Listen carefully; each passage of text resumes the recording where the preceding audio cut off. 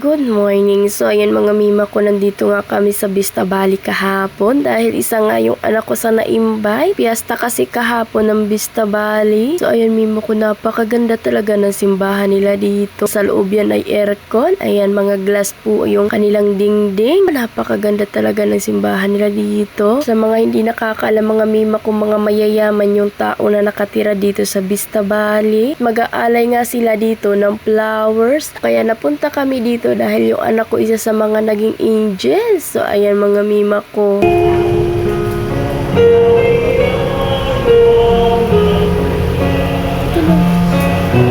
Pumasok na nga kami mga mima ko dito sa loob dahil nauna nga dito pumunta yung mga angels namin. Sumunod na nga lang kami ng kasama ko. So ayan mga mima ko, mas nauna nga pala ang mas bago ang prosesyon. Inilabas na nga si Lady Fatima. Ayan mga mima ko, napakalakas nga ng ulan dito dahil naabutan nga kami. So ayan, tuloy pa rin ang prosesyon kahit na umulan. Blessing nga daw yun. Alam nyo naman na pagdating ng hapon ay talagang umuulan. So ayan mga mima ko, successful naman yung aming prosesyon at pagbalik nga namin ng simbahan, ito na nga't may nakahanda nga na pagkain ang mga angels. So ayan mga mima ko, dahil mga bata yan, talagang gutom na gutom sila dahil malawak nga yung kanilang nilakaran.